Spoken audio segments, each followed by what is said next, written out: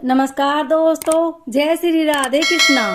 आज हम आपके लिए कार्तिक माह में सुनी जाने वाली इल्ली घुड़िये की कहानी लेकर आए हैं।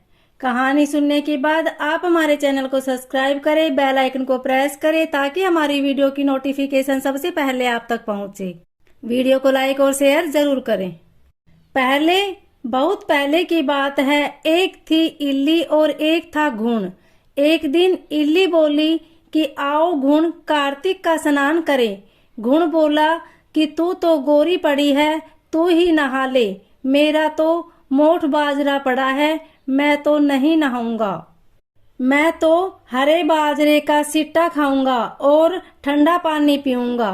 दोनों के बीच हुई इस वार्तालाप के बाद इल्ली तो राजा की लड़की के पल्ले के साथ लगकर चली गई और घुड़ नहीं नहाया। कार्तिक माह खत्म होते ही दोनों मर गए। कार्तिक का स्नान करने से इल्ली राजा के घर जन्म लेती है और घुड़ राजा के यहाँ गधा बनता है। राजा की बेटी बड़ी हुई तो उसके विवाह का दिन आया और वह ससुराल के लिए विदा होने लगी। विदा होने के समय अचानक ही बेटी की बैलगाड़ी रुक गई तो राजा रानी दोनों बोले कि यह बैलगाड़ी क्यों रुक गई? बेटी, तुझे जो मांगना है मांग ले। लड़की बोली कि मुझे यह गधा चाहिए। यह सुन राजा रानी बोले कि यह क्या मांगा है, कुछ और मांग ले, यह भी कोई मांगने की चीज है। लड़की अपनी बात पर अड़ गई और बोली कि मुझे तो यह गधा ही चाहिए। लड़की की बात सुन गधा फुदक फुदक कर भागने लगा और लड़की के साथ वह भी चला गया।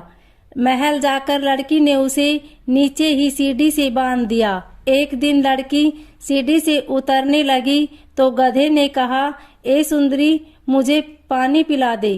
तब लड़की बोली कि जब तुझे कहा था कि आ कार्तिक नहा ले, तब तूने मना कर दिया। तूने कहा कि मैं तो बाजरा खाऊंगा और ठंडा पानी पीऊंगा। लड़की और गधे की वार्तालाप उसकी देवरानी जेठानी सुन रही थी। वह दोनों अपने देवर के पास गई और बोली कि ये तुम किस जादूगरनी से ब्याह कर लाए? यह तो जानवरों से बात करती है।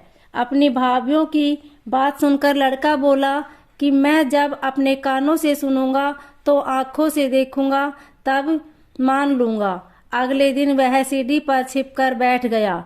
उसकी पत्नी आई और गधे ने उससे फिर वही बात कही, जिस पर रानी ने भी वही जवाब दिया। यह देख वह राजकुमार तलवार निकालकर सामने आया और बोला कि तुम जानवरों से कैसे बात कर सकती हो? बताओ कि तुम कौन हो?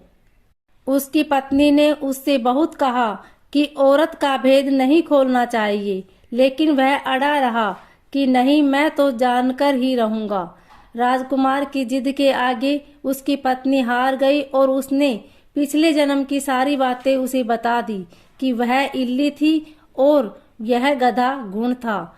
इससे मैंने कार्तिक नहाने की बात कही, लेकिन इसने मना कर दिया, जिसके परिणाम स्वरूप यह इस जन्म में गधा बना और राजा के पल्ले से लगकर नहाई और मैं राजा के पल्ले से लगकर नहाई तो मैं राजकुमारी के रूप में पैदा हुई, इसलिए मैं तो इससे पिछले जन्म की बात कर रही थी।